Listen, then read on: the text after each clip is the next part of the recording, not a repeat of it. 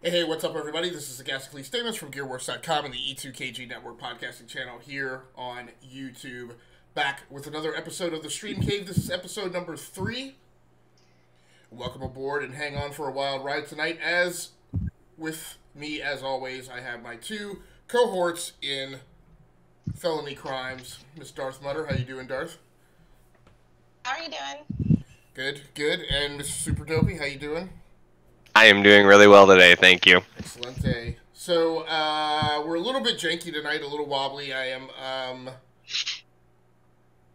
streaming from a different hardware setup than what we've used for the first two episodes, so I'm scrambling a little bit to get my fingers back in control of the boards, but we shall soldier on, as always, tonight.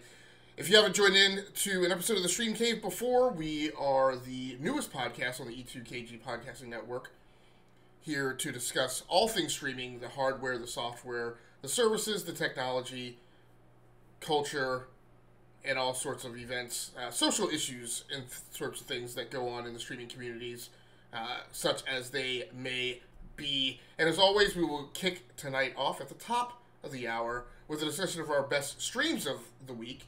And this week, Darth, you get to go first.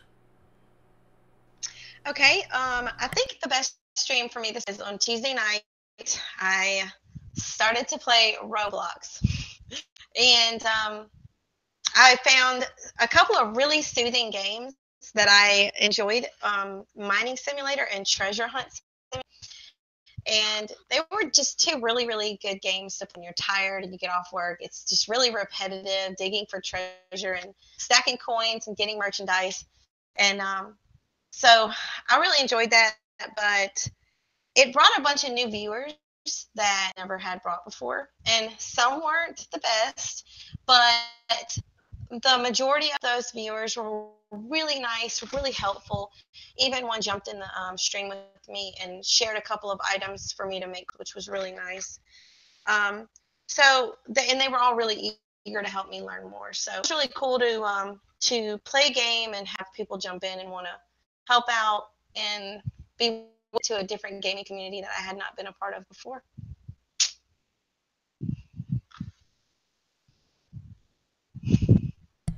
Very cool, and actually, I guess I'm up next. So, my best stream of the week was, I think it was Wednesday morning, I think. And unfortunately, I had to head out of town this week to tend to a family emergency. But before I left, what I had been doing is I had been going back to revisit Uncharted, the 2007 release on PlayStation 3 from Naughty Dog. And as most of you know, one of the things that kind of jazzes me up about my live streams is whenever I'm able to dig into a meaty technical problem. So wrenching a live stream out of a PlayStation 3 is not a simple, easy matter. It's a little complicated technically. So I always kind of like it and enjoy it, the technical aspect of it when I do those live streams. But I also just really enjoy that game. Unfortunately, I slept on it when it first came out. It was back in a time when I just really wasn't all that super crazy about third-person action-adventure games. I kind of struggled to stick with those, particularly when you would hit like frustrating puzzles and you're like banging your head away for like an hour. That's not a thing that I consider fun, and so I was very much a first-person shooter, driving simulation kind of gaming person. But I definitely enjoy it more now, 11 years after it came out. Darth also dropped by that morning to hang out, and so I appreciate that. We actually had a chance to talk about a topic that we're going to be going over tonight, which is kind of about game selection for streamers for their streams and for gaming in general. So we will touch on that later. But I had a really good time that morning from the technical side and the conversation and the topics we were able to get into. I also conveyed just kind of some personal, agonizing of indecision making that I had been going through in terms of how I spend my time and working with content creation. So, Gary, how about you, man? What was your favorite stream this week? I think that I had two that I kind of have a hard time choosing from, so I'm going to pick a moment from one and then go to the other one. for anybody so I've recently gotten back into streaming a game called RuneScape, which is something that was made by Jagex a very long time ago. Back in 2001 was its inception, and then they redid it back in 2004, then again in 2007, then again in 2010, and they've just been coming out with new versions of the same game, not necessarily releasing new content, but revamping the game, so it's really nostalgic to play. And so anyway, somebody came into my stream, and they said, hey man, I want to request a song, is that all right? And I run song requests in my stream that you can use as a chat command. And I tried to explain that to them, but they insisted on tipping me with in-game currency for the song request. And so I said, yeah, sure, no problem. And just like the most money that I've ever had in this game is like 2 million gold. That's the most I've ever had in this game ever in my entire career of playing this game for like 10 or 11 years. So this guy, I play the song that he wants me to play in stream, and then he walks up to me in game and hands me 10 million gold, which is 5 times more than I've ever had in the game. And so that was really exciting for me. And to explain the currency and stuff, people have different opinions and stuff, but it was really exciting for me because, like I said, it's 5 times as much gold as I've ever had in the game. So that was exciting. And then the other thing was I was playing the piss out of Atlas, I think last time we did the podcast. Now I'm really stuck on Arma. I tried to switch over to DayZ, and it just wasn't quite what I was looking for the standalone, and it originated from a mod on Arma 2, then it became a standalone, and it kind of went through its different progressions, and it didn't turn into the game that I wanted it to, so I went to Arma 3 to play their modded version of it, and it is really strenuous on my computer. Trying to play that game and stream it from the same computer was really difficult. It went from like I was dropping frames, like I had really bad frame rate drops like on my PC, and so I swapped some things around, and so on my PC it looked great, but then I would go over to my stream and it was super choppy, like on my Streamlabs, and then I couldn't figure out how to make it look smooth on my computer and on Streamlabs. There was some sort of disconnect, and I had to struggle with it for about an hour. And luckily, my viewers hung out with me while I did that. But I finally got to the point to where I was able to figure it out, and I had it smooth on my PC and smooth on my stream with the occasional frame rate drop. And considering how strenuous that game is to stream, I was really happy that I was able to like squeeze, every little ounce of, power I could out of my computer to make it work. So it was cool to overcome that. So those were kind of like the two, I guess, notable points that I couldn't really choose between. First of all, the fact that a random person from the community came over to my stream to say, hey, I'm going to basically, I mean, a song request is a song request. It's not like a huge thing, so I'm sure he was just looking for a reason to be generous, so that was cool. And then the other thing was, like what Agasicles said, trying to find a technical problem and overcome it successfully was really cool too. So those were kind of the two notable points for me.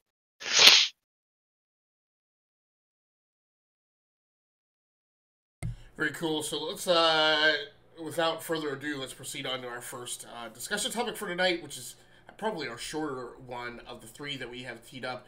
I wanted to talk a little bit about the things we give up while streaming. And this is partially a technical bit, and it's partially a social bit, and it's part of the yarn that I wound up trying to unravel a little bit this week.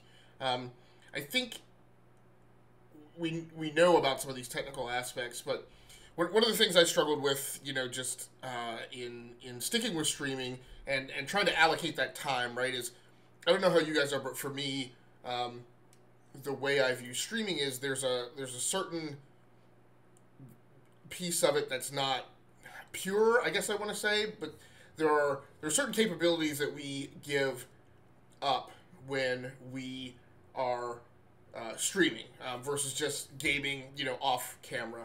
One of those things is kind of a simple thing, just to set an example, is gaming in 4K.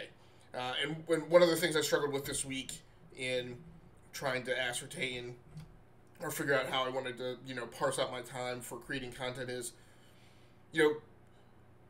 first of all, 4K setups are not inexpensive, right? So if you go out and you buy a 4K TV and you have an Xbox One X and you have a PlayStation 4 Pro or whatever, if you have PCs that can do 4K, in general,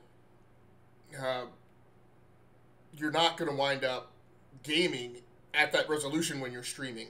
If you're using capture cards, there are a few capture cards out now that can do a 4K pass-through. But if you're on PC, and if you're on PC on a 4K monitor, if you're not using one of those, you've got to dump the resolution down to 1080p. Your TV and consoles will generally auto switch it. But even if you can pass through a 4K resolution, none of those cards pass through HDR. So the juiciest and nicest visuals that can come through don't come through. This partially becomes an issue just because of when you think about money invested in your gaming setup. But I know for me, being a podcaster who covers games and gaming news, one of the issues is that, and this is going to loop into our later topic, we have there's a topic we're going to talk about later about what type of content you select to play when you're streaming, and some of what we're going to pull apart is kind of sometimes the contrivances that go on in the things streamers select to stream that may not necessarily be directly in their normal path as a gamer in an effort to gain views. One of the problems that I know I have is, like I said, as a podcaster who keeps up with gaming news and renders opinions and commentary on games, is if I'm going to experience a game such as a game demo, and this is one of our hot topics for later tonight, one of the things I'm supposed to be doing is critiquing and assessing that game, which if you're live streaming it, which sometimes people go after that content for views, you're not seeing it in 4K, you're not seeing it in HDR, so you can't be rendering an opinion on it from that aspect when you're doing your live stream. You're intentionally diluting your gaming experience, right. And so you can't have a good opinion on it based on that. Yeah, you're not effectively doing your entire due diligence, and that's going to be a thing I'm going to touch on, when we talk about Apex Legends and some other things that have been out as recent content that people have been playing. So, from your guys' aspect, Gary, we'll start with you. What are some things that you feel like you give up when I don't want to know if I want to say force yourself, but you choose to be on camera, right, during and doing a live stream? So one of the biggest things, so I play a lot of like open world role playing games. It's really hard to say. And one of the big things on those games is getting caught up in the lore and the immersion of the game. And when you're streaming, you choose to pull yourself from the immersion of the game, which is what a lot of people enjoy. For example, Arma 3 is a military simulator game, and it's very serious, and there's squads that are formed and operations that are carried out, and you have a very specific role. And instead of me totally immersing myself into the game and acting as my role, and really only having a singular focus of communicating with my teammates, I am choosing to essentially ruin my gaming experience. And I'm not going to say ruin, because I still have a lot of fun, but I'm definitely, like you were saying, diluting my experience by pulling myself away from the immersion so that I can then turn over and engage with my viewers and chat with them and stuff. So that's a big thing and it's a choice, and it's not something that I regret doing. But I know that the gaming experience for me would be different had I chose not to stream it.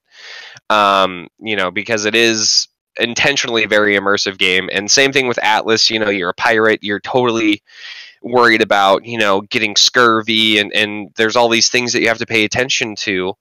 And then same thing with like battle royale games, where if I and this is coming more from like a competitive gamer's perspective, because before I started streaming, I was kind of a competitive gamer. I played amateurly in a couple of different tournaments on a couple of different games, and I took video games very, very, very seriously. And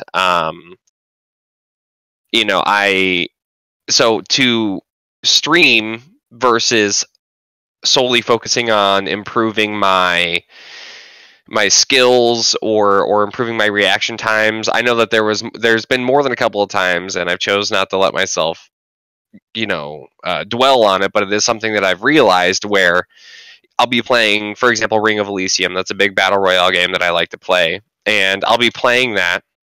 And instead of scanning the hillside for enemies or seeing how much health I have or how many grenades I have in my inventory, I'm turning over and I'm talking to my chat.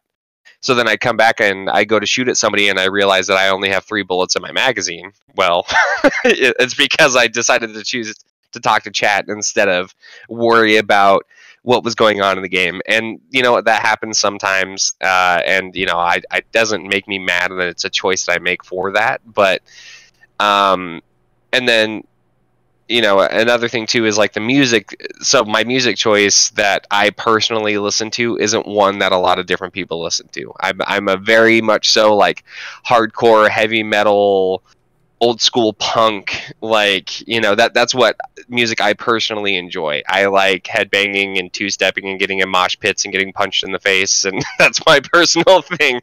And I know that a lot of people don't like to listen to that. So instead what I do is I listen to house music, while I'm playing it. Non-vocal house music is kind of my go-to because I know that my stream won't get muted. I know that it's something that's pretty universally accepted. It's almost like a more up-tempo elevator music or like a hold music, and that's something that people don't mind listening to at a low volume behind your stream, and so that's one thing where you have to totally, well, for me anyway, I can't say you because I don't know that this is the right thing to do, but it's what I've chosen to do. Which is, basically take even my music preferences and just dilute them and make them something that's totally acceptable versus the type of music that I would rather listen to. Sure. So, Darth, what about you? What are some things that you feel like you give up when you're live streaming versus just gaming off camera? There's actually 3 things, but 2 of them are a big deal. For example, I'm gonna like the Roblox stream I was talking about just a few minutes ago. I was playing, and whoever was in the server with me had their kid playing, and their mom was in the background, and they were just like, their mom was like screaming and like her children over and over. And I was like, I was in the middle of streaming, and I was like, how do I mute this person? How do I find where to mute this person? And I find a list in the server to mute. So that's another reason I got turned off from Roblox. I don't know if I'm going to Roblox anymore because of that and a few other things that I did while I was trying to stream Roblox. Along with the Roblox brings when you stream. And then music in the background. When I first started streaming on Twitch, I played music in the background all the time, and that seemed to be okay, but just recently it's become a much bigger deal on Twitch to play music even in the background. And I would just play it on a laptop, so you could just kind of hear it. It wasn't even in the stream. And my streams but people are getting demonetized now just because of that. So it's something that I worry about. More in the background. And then the third thing that I just want to say really quickly, sleep. We all lose sleep because we stream. So that's just a small little thing I wanted to add in there. That one speaks to my soul. Yeah, and I mean, it was a large part of what kicked off for me the things that I was vacillating about this week. And after coming back in town and getting started live streaming tonight is, kind of the decision I've made is, because what I'm really bad about is with all the video production stuff I do is I will come home, I will work on other things other than getting up into the live stream, and I will work on them until 10:30 at night, and then it's like 11 o'clock when I start live streaming, and then that pushes me till 1, and then because I can currently record in the background to post to YouTube, a big problem is I don't just pop off the stream and go to bed. I pop off the stream. I need to like bring everything down gracefully. I typically tend to want to like check and really quickly review the recording. So by the time I get to bed, it's like 2 o'clock in the morning, and I'm like, I can't do it. So now I have this like line of death that like if I don't start the live stream by like 10:30, then I'm just not live streaming that night, and I'll push it to the next morning. So yeah, I definitely get you on that. And Gary, I hear what you're saying. It sounds like, you know, a big thing that you were saying is part of what you give up is that concentration, and to a certain extent, you know, potentially further progression. I know I still rail against Destiny 2 and the fact that by design they never allow you to pause that game, and so I found that a little bit even in Uncharted. You can pause the game, but if you don't pause the game, the AI patrols, and so if you like just stick yourself in a corner and then like go do something because you think like nobody's gonna, people will wander by and start shooting at you and kill you. So yeah, I definitely feel you that, and I feel you too on the Aaron on the music, because back in the old Xbox 360 days, like Friday nights I would come home. The way that room was set up, my Xbox was straight ahead of me, and my main PC was over here on my right, and I would, you know, play my own personal music off that PC. And you guys have heard me sometimes on live streams, you know, pumping tunes out of like my I don't even know what the hell you call it, my Google Home box or my Amazon Echo, and yep, you gotta watch that now. They seem to be cracking down recently on. I remember I was super disappointed too, because like and I've kind of mentioned this to you guys too a little bit, but you know, trying to decide whether or not I wanted to do YouTube concurrently with Twitch, you know, just like you do Agasicles, and my big thing would be that I don't have anywhere to store my video as of currently, and so I just figured I would go to my video on demand from Twitch and grab it from there, and it wouldn't be a big deal. And then I go there, and all of a sudden 80% of my stream is muted, and I can't even, like, what am I supposed to do with that? Load it all, you know, silently, and hopefully that my voice commentary is enough to substitute for the live, you know, action that was actually happening. So that's a big thing too. Right, and just to relay to you guys and viewers, the particular crazy that is the YouTube pain. The YouTube application of muting your stream for copyrighted music is, I don't want to say at random, but it has a high degree of variance. So, in particular, fortunately or unfortunately, you get to learn some of these things and set certain behavioral patterns when you live stream or regularly put gaming videos up on YouTube. You know, number one, EA tends to license copyrighted music for a lot of their games. So Need for Speed games in particular always have like current popular bands and rap artists and stuff like that on their soundtracks. Those things definitely trip YouTube DCMA takedown violations.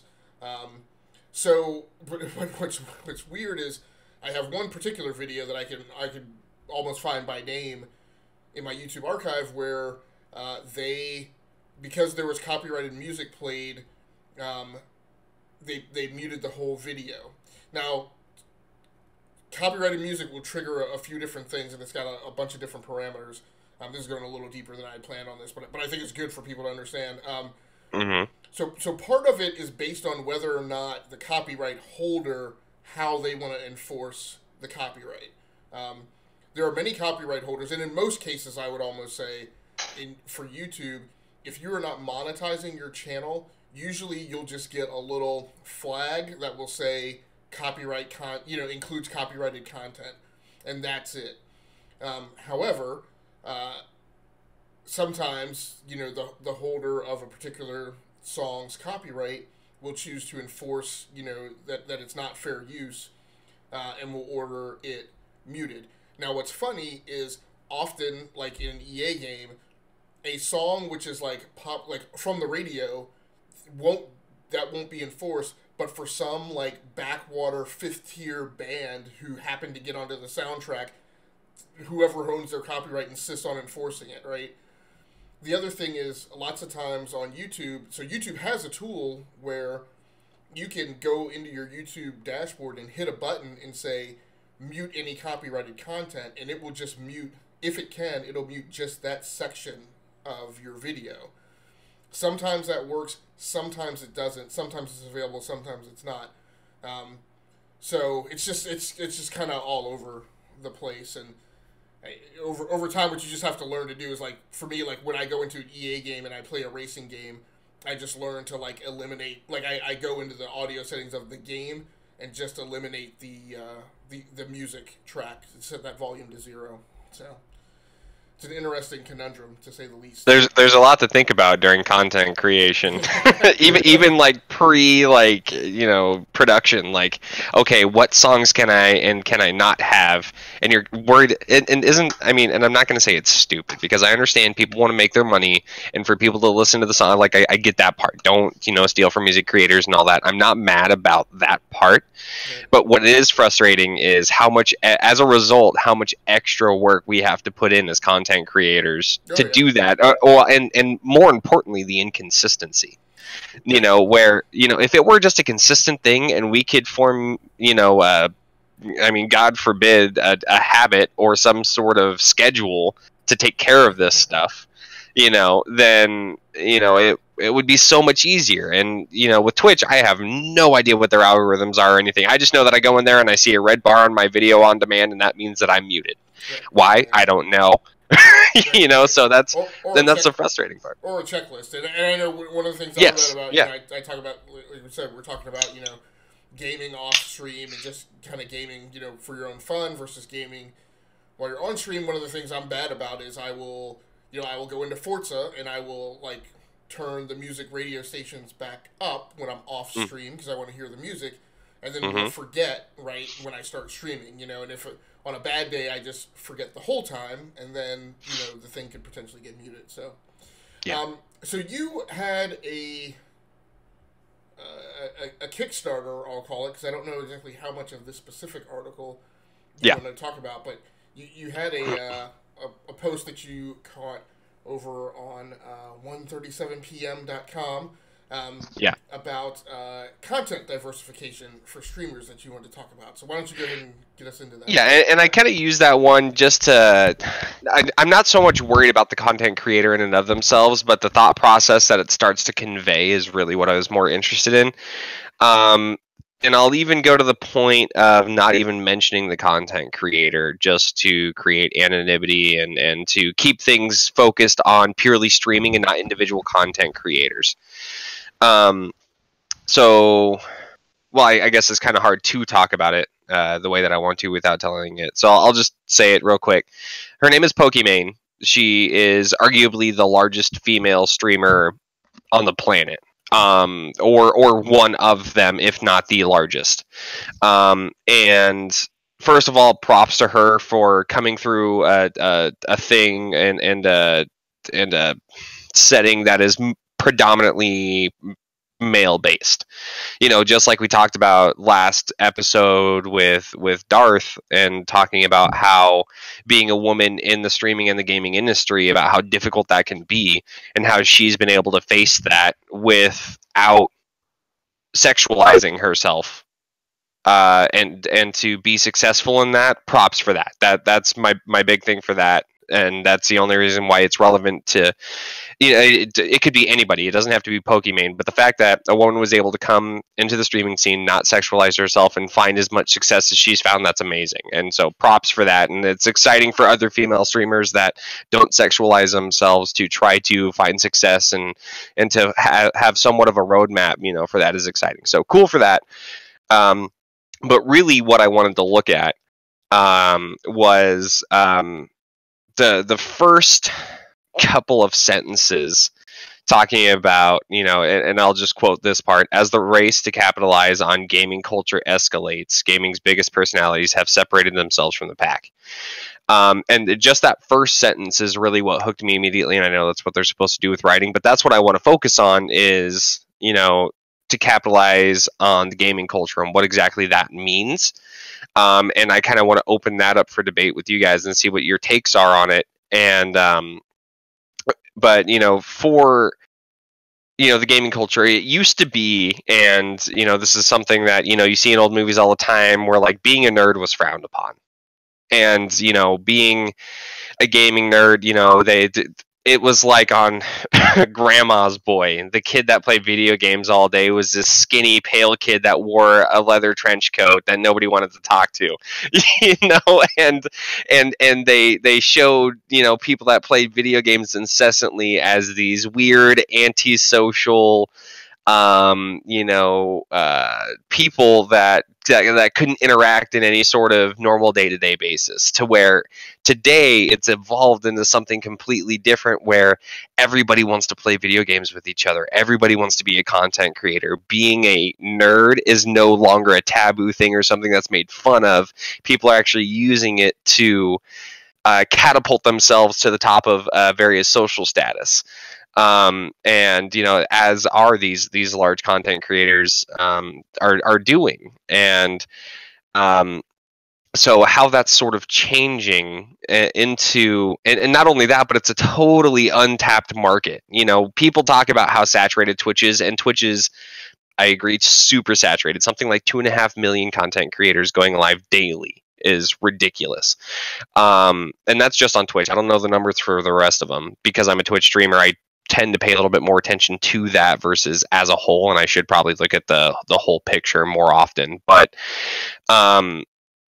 so it is a seemingly overly saturated market. However, there are so many things that we can use streaming for and to go towards in ways that people haven't even figured out yet, because it's something that hasn't become a national craze until a couple, 2-3-ish years ago, 4 years, I'll even say, is when it started. But this recent craze to where, we've got a 7-year-old that's trying to be a streamer and a content creator. I see stuff on Facebook all the time about these little 6-7-year-old kids that are like, the next Fortnite prodigy and like all this stuff, to where kids are starting at a preteen level to try to become the next best thing. It's become something that, as a society and in a social environment where people are almost infatuated with becoming the next best thing, because it seems something that's attainable for your everyday person, versus I have to be Brad Pitt to play in a movie. Not everybody was trying to be an actor, because I understand that takes a special type of person. But with streaming, it seems attainable for everyone. I don't accept that reference, because he ain't all that good looking. I know y'all fall out of your seats for Brad Pitt. He ain't that good looking. Tom Cruise is my personal favorite. And Top Gun is my favorite movie of all time, so that's why I love Tom Cruise.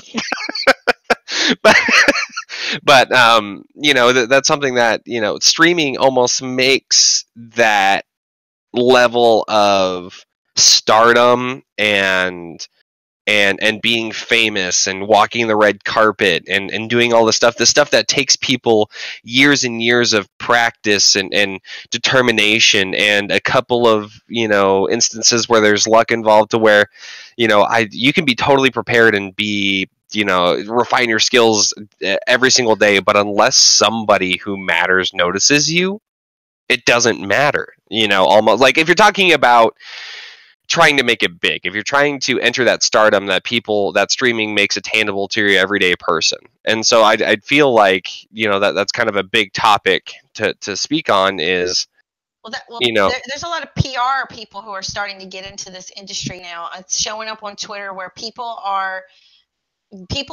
streamers are hiring people to get their name out there now. That's becoming a market. So I mean, it's sometimes luck isn't in it. It's if you have money in your pockets to pay someone to make you big, just like movie stars, parents who want their kids to be on Disney, they pay for these modeling agencies, these talent agencies, and people are starting to find a market in streaming with that. And if you want to be a famous streamer, give me lots of money and I'll make you famous.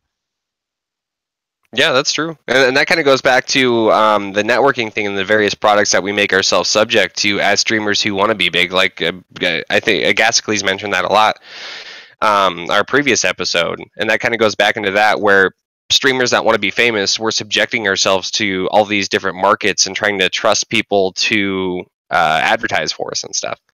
So anyway, that's kind of my thoughts on it. If you guys want to expand, go ahead.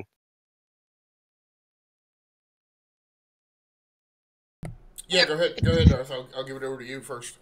No, you go ahead. I pretty much said what I wanted to say about Yeah, the I don't really have anything. I'm trying not to turn this episode into a dumpster fire episode.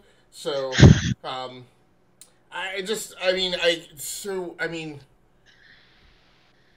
what I'm trying to, the road I'm trying to avoid going down is, I at face value, Gary, I could think of all the things that you said as being all the things that I hate about streaming and gaming and YouTubing. It's this contrivance to be something that is outside the pure nature of like a love for games, right?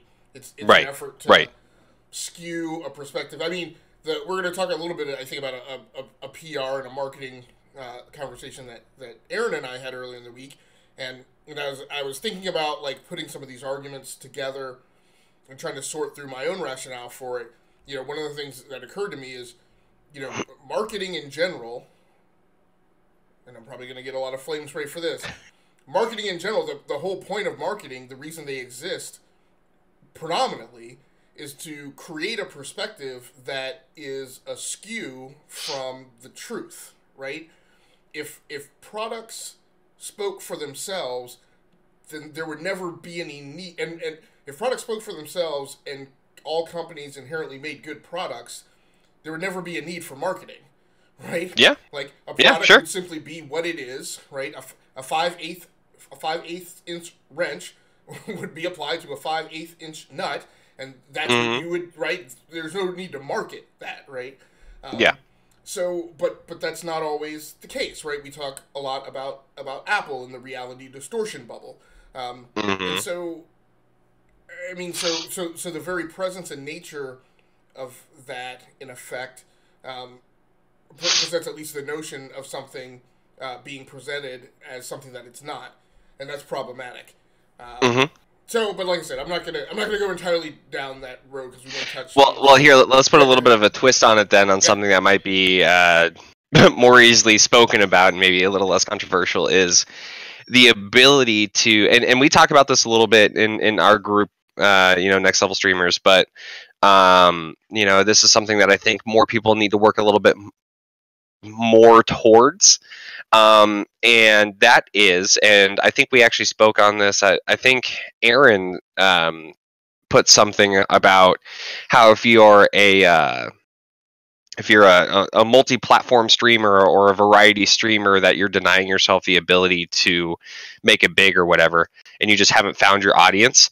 So taking this where, like for me, the word gaming culture means something totally different than gaming culture to me. That I feel should be gaming market versus gaming culture. And I think that they were trying to dress it up a little bit, but finding your niche, and niche does not mean game.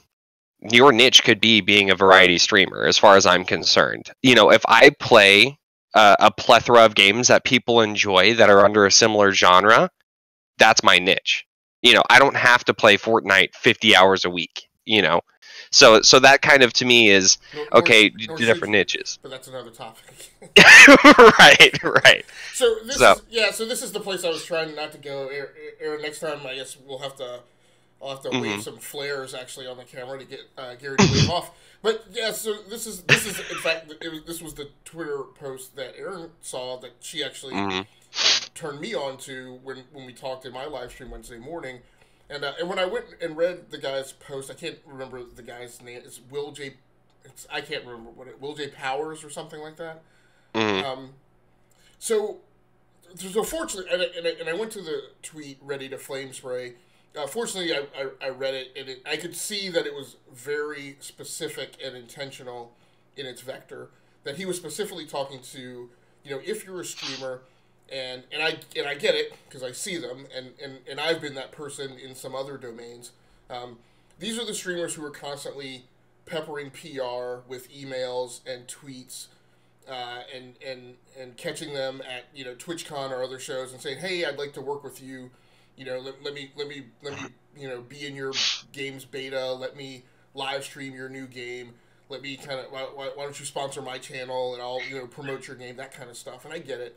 And what he was specifically saying was, look, if that's what you want to get into, if that's what you want to be, those companies are looking for, if they're marketing a shooter, they want somebody who plays shooters. If they're marketing a battle royale game, they want somebody who plays Fortnite or other battle royale games.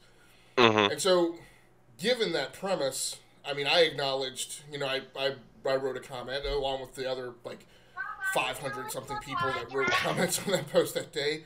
I wrote a comment and said, I see your point. And I understand that you're trying to be helpful, and I get it. I said, but to me also as a gamer, that's highly problematic, and it has been a problem that I've had with the vector of marketing ever since I've been a gamer, which is a number of decades that can fortunately still be counted on one hand, but I would say barely. But this is but these are the things that I pick up on in the conversations that I have with other gamers, and that I pick up on for sites that write and cover certain kinds of content, and you determine, right, if somebody is always fanning the flames of a first-person shooter, then when the next shooter comes along and the same person is saying, this is a great game, this is the greatest game since whatever, I don't find that person credible, right? Yeah. Mm-hmm. So I hate to say it, but they're Because this might be the best game that you've played in a while. That's a first-person shooter, but saying that this is the best game ever, right, or anything but shooters. So what are you? Yeah. I mean, and I go back to in the thick of console generation 7, when we had the rise of the gamer who buys 2 games a year, right? They buy Call of Duty and they buy Madden, right? Right. And those people would say that, this year's Madden is a great game. And I'm like, yep, Roger that. You bought Madden last year, right? So these are people that, to me as a gamer who plays multiple genres on multiple platforms, I don't find as credible, because, again, the argument I'm waiting to hear is, why should I take time away from the driving game, flight sim, real-time strategy game, turn-based strategy game, third-person action-adventure game, this great RPG, in this whole cornucopia of gaming that I have in front of my face, why should I off-ramp and take time to go play that thing? And so, and that too kind of reminds me of you taking that standpoint, the fact that every single time I see a commercial for a new game that came out, Gamers Digest gave it a 9.5 out of 10. Every time. Right. Well, I want to flip back to that after I give Darth a chance to get in here. But so what I tweeted back to that person was, I still find some of what you're saying problematic, because I'm like, if and I don't know the guy from Adam, because I don't pay any attention to him. So if Ninja plays Fortnite all the time, and then he was paid to play Apex, right, by EA or whomever, and he comes out and he says Apex is a great game, I'm like, this dude plays 2 freaking games. Why would I give a crap what his comment, right? So, it doesn't mean anything. And so what I said back to him is, I was like, I would think you would approach variety streamers who play a bunch of different genres, because if Erin comes to me and says, hey, this is a new Battle Royale game and it's dope, I'm like, wow, I know that Erin's got a dozen different games in her heavy rotation now that are all a bunch of different genres, and if she says that this is a game worth taking time away from all the other stuff she plays, now maybe I'm going to start to pay attention to that. So, Darth, what did you want to say? Well, when I first read that tweet, it annoyed me, because I felt like it was a blanket statement. And then after you actually went back and responded, and I read what you responded on Twitter, it really did make sense. He was coming from a PR standpoint. I think he is in PR, and I think he was trying to communicate with people who want to make it big, who that's their main goal. And so, I mean, if that's what you want to do, then I guess he's right. but that doesn't make it right, though. I mean, so I guess it did cool me down a little bit after I read what you said. It made a lot of sense, but you know, paying people to get you where you want to be in streaming, I just see it cringy. I see it grimy, and I do understand that the market is changing. That streaming is becoming bigger and bigger by the day. And it's not just video games. People are streaming all kinds of things. And so, you know, maybe the market will grow, and we'll just have to, with the growing pains, we'll have to grow with it and understand that it's going to be something that happens along with the streaming. Well, what's funny is, yeah, what makes it hard, I think, is there are those of us who would like to believe that, greasing the palm of somebody to make it big, is analogous to other acts that people do to get ahead that's not directly associated with actually, performance or meritocracy in that domain. However, there is rapid formalization of it because that is exactly what Facebook wants you to do. Facebook wants you to pay them to be your advertiser and promoter to supposedly and theoretically have more eyeballs put on your content, which I will admit it, because part of my role is experimenting with this stuff and testing it to see how effective it is. I paid Facebook a little cheddar to see how effective it was, and my net evaluation is that it's not. So I wouldn't bother. I spent $5 to $20 so that you wouldn't have to. So that's your PSA for all you people who want to be Facebook streamers. So let's talk about a little bit about some news in the gamersphere this past week. That is Darth just sat up in her chair. She's excited. That is particular streamers, because what we want to do is we want to talk a little bit as we head into these last 15 minutes or so of the show. We want to talk a little bit about the types of games that we select when we stream, if that is even an appropriate way to phrase the approach to what content winds up in our streams. So first of all, there was a story this week. We know that Mortal Kombat 11 is coming out. I expect it to be in pretty heavy rotation for streamers. Fighting games seem to... Maybe they play well? I don't even really know, because I guess one of my questions has always been, but wouldn't the streaming latency potentially impact you in competitive fighting? But I know Smash Brothers gets played a lot online and gets streamed. Super Smash Bros. I guess I should be grammatically accurate. N64 is better than GameCube. But I think people live stream fighting games. I know I'm a big fan of Injustice, which is probably as close as I come to loving Mortal Kombat. Erin has been a long time deep dive expert in Mortal Kombat. Day one. And she was particularly excited about some character reveals that have been going on for Mortal Kombat, which should maybe hype its marketability as streaming content. So, Erin, you want to talk to us a little bit about some of those character reveals? Yes, I'm super excited about just this past week. They've announced 3 characters. These are characters that they're going to be bringing back, and with Mortal Kombat X, Mortal Kombat 10, they made some new characters and brought new characters in the game, and that really, Mortal Kombat X did not really do very well. Their story was blah, and the characters that they brought in, they weren't very great. But so I think they're really feeding into the longtime fans and bringing back some really good characters. So Kano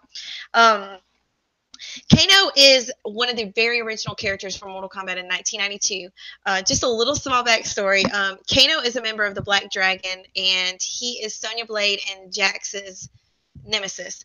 And he is featured the very least in the franchise, however, even though he's one of the original characters. So him being featured one of the very least in the franchise, I think that people who are Kano fans are going to be excited to see Kano come back. So that's going to make them excited. The last 2 I'm going to mention are what I'm really excited to see.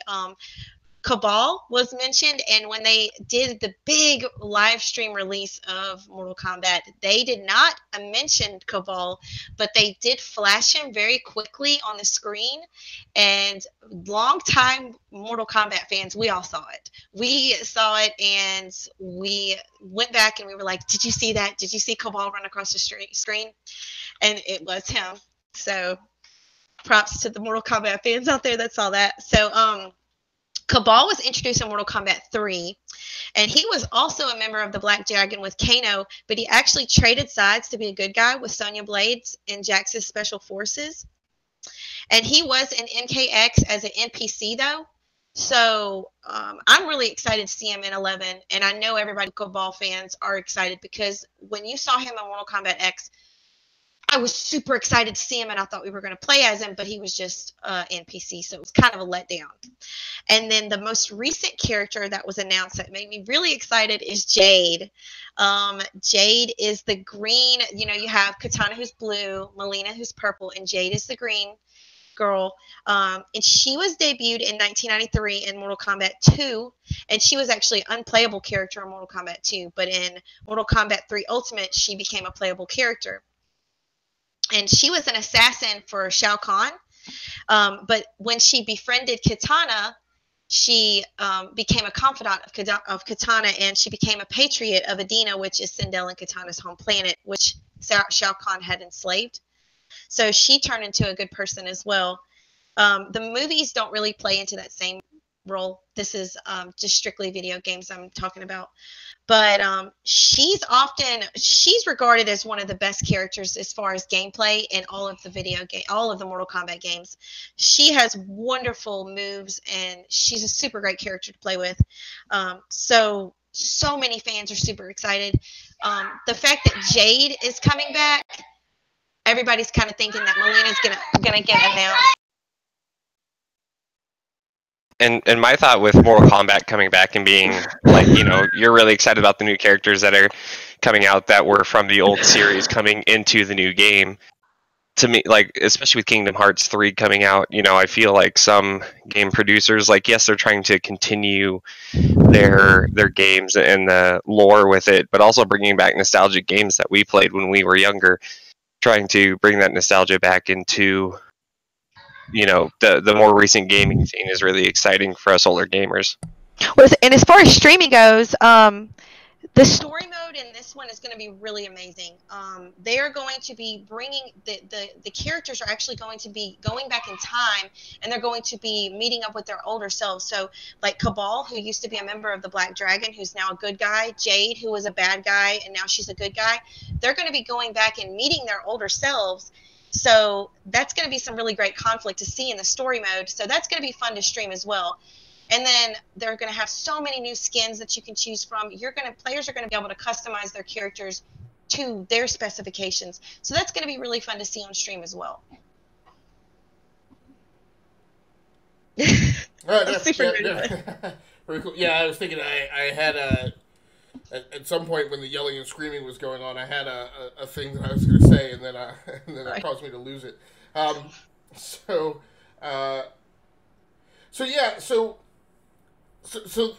there it is, right? We've talked a little bit about in the past. I guess the thing that I was going to mention is you've given me pause to reconsider. So on the Enough to Keep Going podcast, one of the things we do is we do what we call our Picks Plays assignments, and that's a segment of the show where the co-hosts behind the curtain have concocted a homework assignment to give to each of us, and then each of us kind of goes off and determines how we're going to complete that and come back. And usually it's a theme oriented game where you have to select something in your playlist to meet the homework. Our most recent assignment is to in honor of Kingdom Hearts 3 coming out, and the fact that Kingdom Hearts 3 fans are a very special kind of crazy, as that cast for that game is very much akin to Game of Thrones in terms of its depth and breadth, and the need for you to dive deep on a huge bucket of lore in order to pull it apart.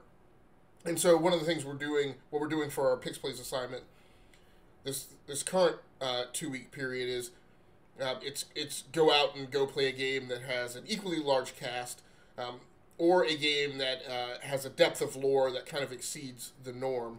And I was planning on going back and revisiting Destiny 2, because while I play those games, I've never really dove deep on like the lore, like outside of the game, which is where a lot of it exists. So I enjoy. I mean, I'm not a super huge Mortal Kombat fan, but I actually like the movies. I actually feel like at least the first one was like the first video game movie that was ever good. Like at least like above. Probably the only good video game movie, in my opinion. The only one. Right. And it was a video game movie that to me was very much akin to like these superhero movies now, right? It took very popular characters and rendered them on screen in a way that was, you know, at least above the minimum threshold of likable, right? And now going through this discussion, I'm like, maybe I should go back and play like some Mortal Kombat. You know, I have Mortal Kombat 10. I have, you know, both. I think I have both Injustice games, so any of that might be worthwhile going back. Not Mortal Kombat versus Injustice or whatever that thing was where they mashed together the Mortal Kombat characters and the DC Universe characters. That was horrible. But I may reconsider my selection for my plays assignment. But the thrust of this topic was, you know, so here's a popular game that we think people are going to be interested in watching. I get the sense, I know for me, I like games that I guess maybe have a high degree of entropy in terms of like Just Cause for me is a game, Just Cause 3 is a game that's wonderful to stream because you just never know what's going to happen, right? And so, like, I'm amazed as the gamer, and other people are equally amazed as viewers, I think. You know, just as we were kicking off and booting, Next Level Streamers, one of the games that I was big into streaming was Red Faction Guerrilla, which same thing, highly destructible environments, a great tendency for incredibly random things to happen and unfold on the screen. You just never knew what was going to go down. I think we get that effect whenever we team up for Sea of Thieves as well. And so, you know, different games definitely have some level of streamability factor that makes them attractive content, I think, inherent in their gameplay. And when I think about things like that, I don't feel like picking those games to stream is necessarily a contrivance. There are other games that I think are. Like, again, you know, there's this glut of people who play the Battle Royale games and the Fortnites, and I mean, I think I just struggle to comprehend a gamer who likes playing one game 40 hours a week. Like, I just don't understand that. And maybe that's who they are. I don't know.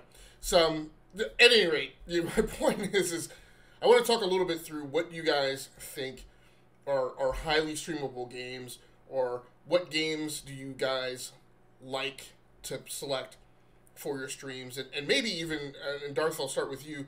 I guess I want to hear even more, like for me, I decide what I'm going to play, and then that's just what I stream, right? It's not man, is this game suitable for streaming, or what should I stream? And I gotta say, this is going to rub some people the wrong way. Like, I inwardly groan every time I see that question. Oh, tell me what I should stream tonight. I'm like, dude, I don't care, right? You're not that big a streamer where, like, I feel, like, honored to participate in, like, your game selection thing. I'm like, you're not Oprah, right? Like, if Oprah comes on Twitter and says, oh, tell me what book I should read, right? Then I'm like, oh, Oprah, you should read this. I'm like, but you're not Oprah, right? So just pick what you want to play, stream your game, and then if I'm interested, I'll swing by and see it. So Darth, tell me a little bit about, you know, how does that whole thing, like, figure into your makeup, so to speak? Well, I mean, I play what I want to play when I want to play it. Well, not when I want to play it. I have my streaming schedule I have to really work with, but I play what I want to play. Like, I chose to play Roblox the other night, and it really wasn't very popular with some of the people that I normally get along with, but it was relaxing to me for those first couple of nights, and then the crowd it brought really ruined it for me. But I just want to play something that was just kickback. And I wanted to stream, but I was just tired too. So I really wanted to pick something that would relax me. But I mean, as far as some of the games I choose some of the regular games. Sea of Thieves is such a great collaboration game for me. Y'all know how much I love it. I love that game. I love how you never know what's going to happen. I love digging for treasure. And so that's one of my most favorites. And then I always go back to Gears of War because Gears of War is just personally one of my most favorite games. And when I stream Gears of War, someone always shows up to my stream who has never visited before, and we have the best conversations. We talk about, and I don't mind talking about, I will be a broken record when it comes to talking about the lore about Gears of War and Mortal Kombat. I could talk about that forever. And then also, my third game, Fallout. I could go back to any Fallout game. The lore in Fallout is just, it never ends. It's wonderful. The fans that come and viewers that come and talk to me in my stream, I love making friends and meeting new people who love Fallout just as much as I do. So those are three games that I always go back to play. So it sounds like what I'm hearing is your game selection is entirely agnostic to marketability of your stream, or any thought that a particular game will gain more viewers, like at any one point in time. When Fallout 76 beta came out, I really wanted to be one of the very first. I was sitting right here when that server came on. I wanted to be the first to have that content. But then I thought I was going to be in a small little group. But when I realized, that's when my whole streaming changed, my whole outlook.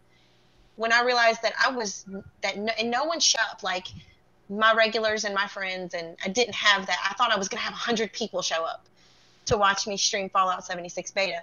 And I thought to myself, like, why am I so, I just want to have fun. Let's just have fun. And so, yeah, that really taught me a lesson that night. Yeah, it's interesting. Like, I mean, I guess what I'll say before I hand it over to you, Gary, is, so like I don't, now there's a little weirdness, right? Because we have the Enough to Keep Going podcast, and like I said, we have that Picks Place segment. And there are times, because of the Picks Place segment, we wind up assigning games for play that figure highly in the ongoing news cycle, right? Like, for instance, we didn't do this, but it wouldn't be unusual for us to say, hey, the Division 2 is coming out, right, in a couple weeks. Everybody's assigned to go back and replay some of, like, Division 1, right? And then that might have some high marketability in the stream cycle of people who are, like, hey, revisit, like, the prequel or whatever. But again, I'm not choosing it for that, but I guess it's my way of saying I don't choose games for my stream, but I am very conscious of, like, how they might play out, right? And hopeful in some instances where I'm like, I mean, I have my shtick is generally that I generally buy like 2 games a month. Again, and part of that is because of my podcasting shtick. And I'm very conscious when like that game purchase lines up really well with the game's release date, and my first live stream of it lines up really well with its availability. Right, I'm aware of that, but I don't pick it like for that reason.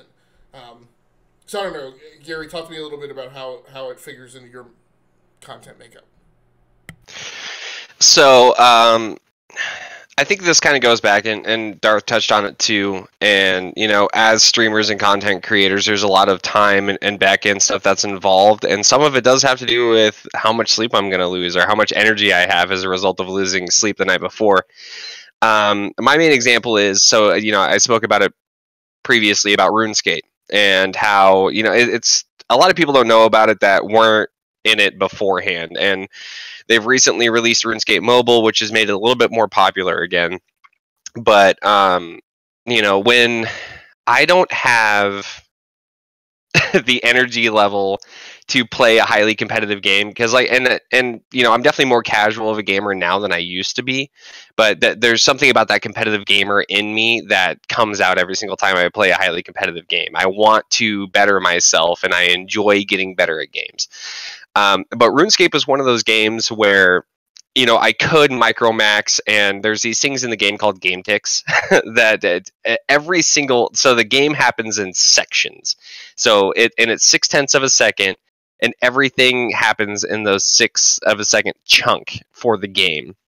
And, you know, I know other games have those reload animations and stuff, but for RuneScape in particular, you can tick manipulate and increase your experience gains and your ability to do certain content based on your tick manipulation and stuff. And I could get into it that far, but I've just chosen not to, because I want it to be a enjoyable game for me. So when I am maybe a little tired from the previous day's content creation or something, I play RuneScape. And the reason is you know, there is a certain level of kind of what Erin was saying with Roblox. It's relaxing. There's something that's easy about it. And it's something where I can, it's more so of a catalyst that allows me to talk to my viewers than it is about the gameplay.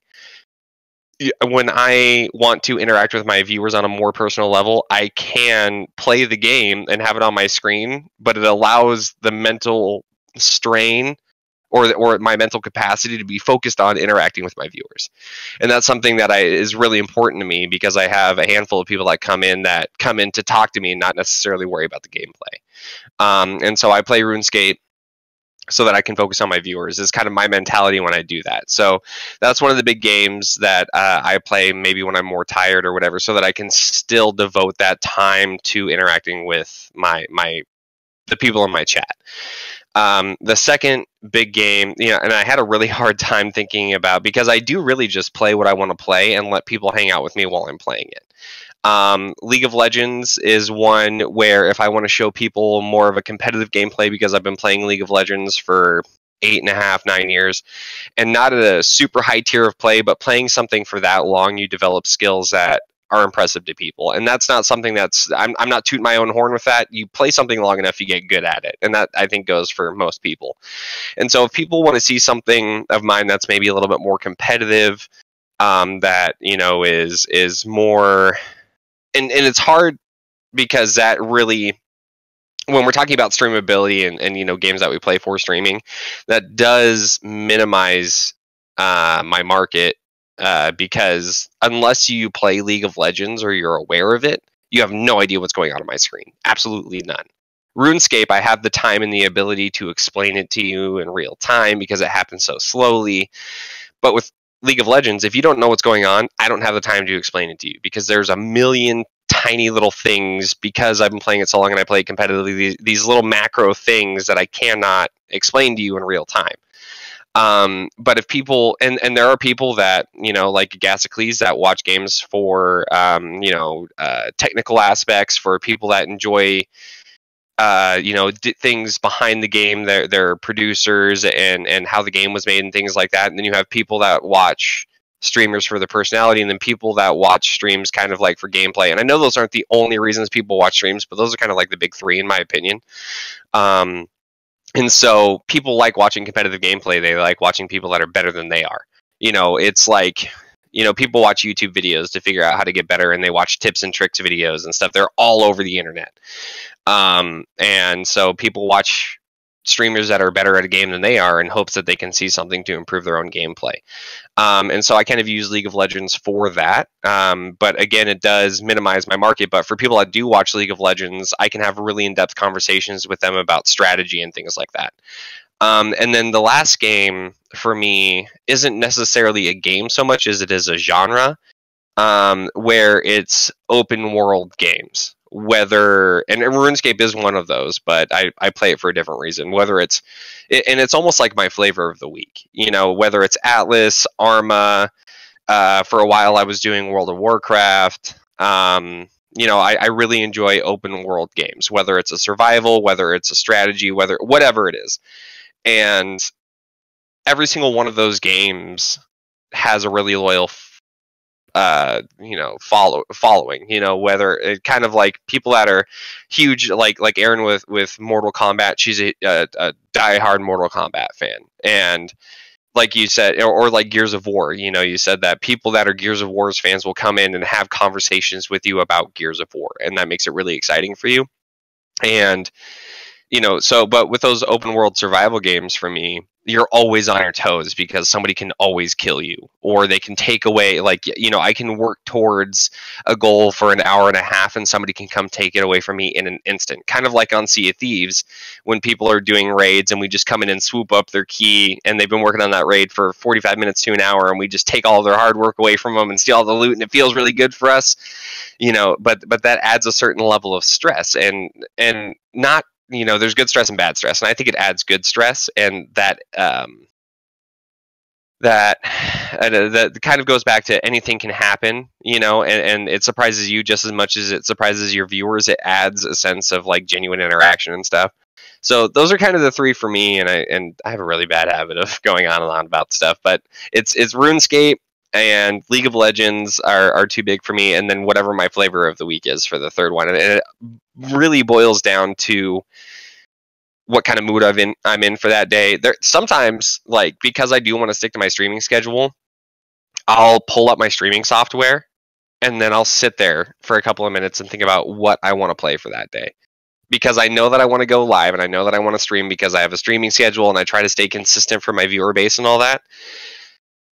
Almost like a TV show. You know that Super Dopey is going to go live at 7 p.m. Monday through Friday. Just like people tune in for whatever, The Walking Dead or The Office or what, they tune in for that. And I know The Office hasn't been on, for a while. But, the point is I try, for me, if you want people to know when you're going live, and the streaming schedule is a really way to do that, a really good way to do that. And that kind of gets off into another topic, but so, I want to stay consistent. So sometimes I'll sit there and go, man, what do I really want to play today? And sometimes I can't come up with anything, and I literally close my eyes, scroll through my Steam library and click one and see what happens, And then sometimes I end up bringing up, like, back when I first started streaming, Arma was a big game that I played for a long time. And that was kind of like how I started streaming, and then I didn't play it for a long time, and now I'm back on it. So that's why I kind of said it's kind of like my flavor of the week. It really depends on where my passion is at that point and what kind of game I want to play. So very cool. So for me, like I said, I mentioned Just Cause 3, and I'm going to try not to get into a ton of detail because we're over on time. But I mentioned Just Cause 3 just because, like I said, I get a kick out of the high degree of randomness and just ape crazy crap that can go on when you play that game, and I enjoy it when other people can partake in that as well. Now, as for the rest of it, again, I am very much a person of I set my playlist, sometimes, 2 or 3 games in advance. I know what system I'm going to and what game, and my stream has nothing to do with that. It's just when I pick a game that I'm looking forward to, like, oh man, that might play really good for stream. I am excited about it, but I don't. There's no input factor that goes into those game selections. I'm on my YouTube channel. Like I said, I've mentioned before how I struggle with understanding the correlations of some of this stuff. But I'm looking at like my top 50 videos, and these are, first of all, you have to screen out hardware reviews because for some reason hardware reviews go completely ridiculously and break the curve. But I'm trying to pick out some persistent themes.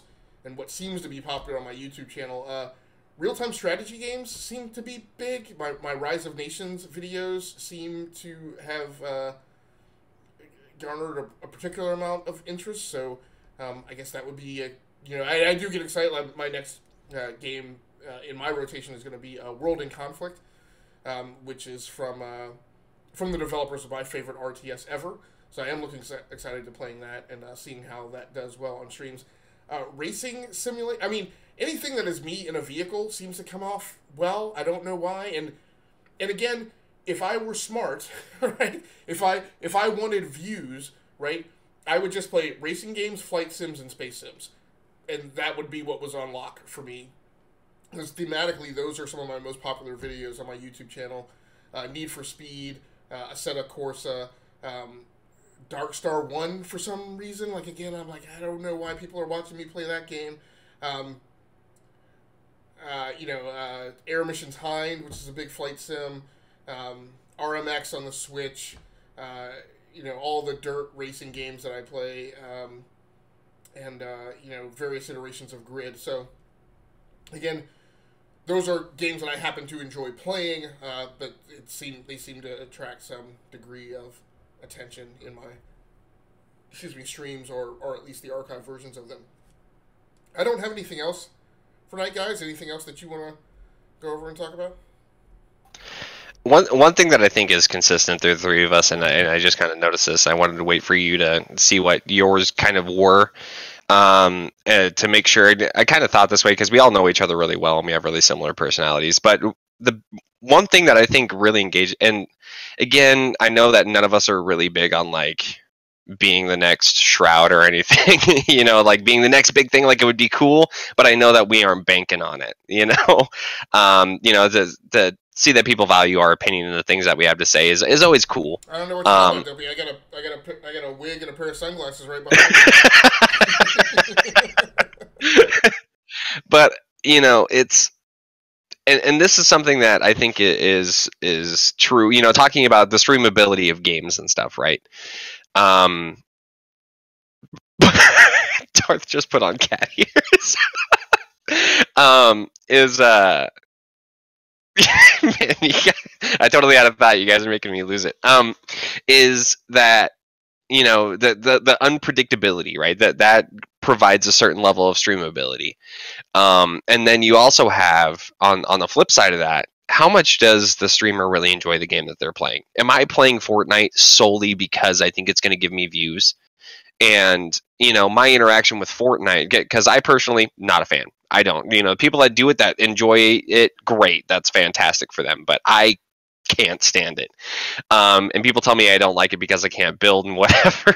But that's a whole other can of worms. But the point is if I enjoy the game that I'm playing, that's going to make me more enjoyable to watch as well.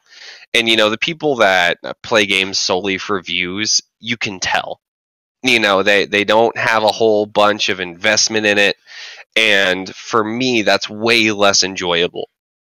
I would rather watch somebody play Earthbound. Not too many people know what Earthbound is, unless it's an old Super Nintendo game that nobody knows about. But if I'm a diehard Earthbound fan and I love everything about it, for the record, any of you who don't know anything about Earthbound, if you've played Super Smash Brothers, Ness is a character. Earthbound is where he comes from. But anyway, I would rather watch a streamer play a game that I know nothing about because they enjoy playing it, and I would be way more apt to watch that. And so that's, I think, a big thing that a lot of people don't consider when it comes to streamability for things is, if I enjoy the game that I'm playing, even if it's something that you have next to no interest in, then it's going to be more fun to watch. And that kind of goes back to, well, you know what, I'll go there. Screw it. But, streaming for me is like, and Agasicles brought this up, and I totally agree with what he's saying here. When you talk about, come sit down on my virtual couch or hang out around my virtual campfire, streaming has, by and large, and not completely, but most of the way, has substituted or has morphed from those old days when you used to sit on the couch with your friends and play video games together. And for me, my whole life, and I've told people this nonstop, I play and have played a lot of video games. And I do enjoy the video games, but it's a catalyst for me to be able to bond with other people. And that's, and I will never believe otherwise, because it doesn't matter what game I'm playing. I have my group of people that I play video games with, and I play video games solely for the purpose of hanging out with them. There aren't very many games that I play by myself, because it's not enjoyable to me when I'm playing it by myself. I play games typically to interact with other people, and I think that shows, and I think that a lot of people watch streamers because they want to see that genuine interaction, and they want to be involved with that person because they enjoy them on a personal basis, or they enjoy the game that they're playing and they want to bounce their ideas off the person. But ultimately it does come down to personality and how you interact with people. I could be the best Fortnite streamer on the face of the planet, but I have the personality of a potato. Nobody's going to watch my stream. So, that's a big thing for me is, if you enjoy a game, I think people are just going to be more naturally attracted to watching you stream because you enjoy it. So that was kind of my extra little tidbit there. No doubt. Darth, anything to add? No. Okay. All right, well, let's get on up out of here. Thank you very much, everybody, for joining in on this episode of the StreamCave. This has been episode number 3 for Saturday, the 16th of November, 16th of February, 2019. We'll be back probably another couple weeks with episode number 4 to talk about who knows what. Man, I had a zinger question that I wanted to ask you guys. This was it. So, it's a common colloquialism that we use in the streaming community, that a lot of people use. Actually, I don't use it. That is this thing of constantly being on the grind, right? Or getting back to the grind.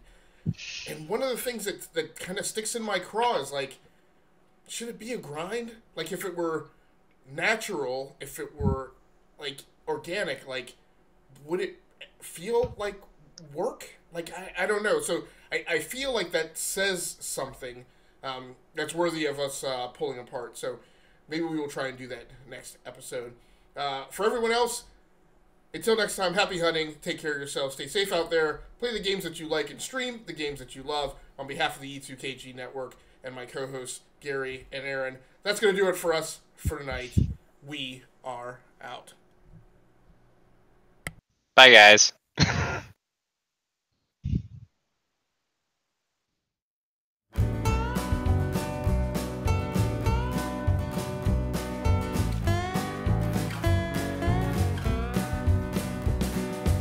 Absolute beginners came to Georgetown.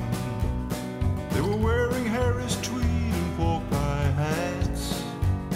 They'd slit your throat and throw you in the gutter. But it's all you can expect from men like that. The bus is bound for Niles Bend Harbor. The ladies wear perfume to scar your nose, and the only way to reach them is to scare them. But of that you know little, I suppose. It's a magical and mystical performance as you perambulate right down the road, with your pockets full of stardust and perfection.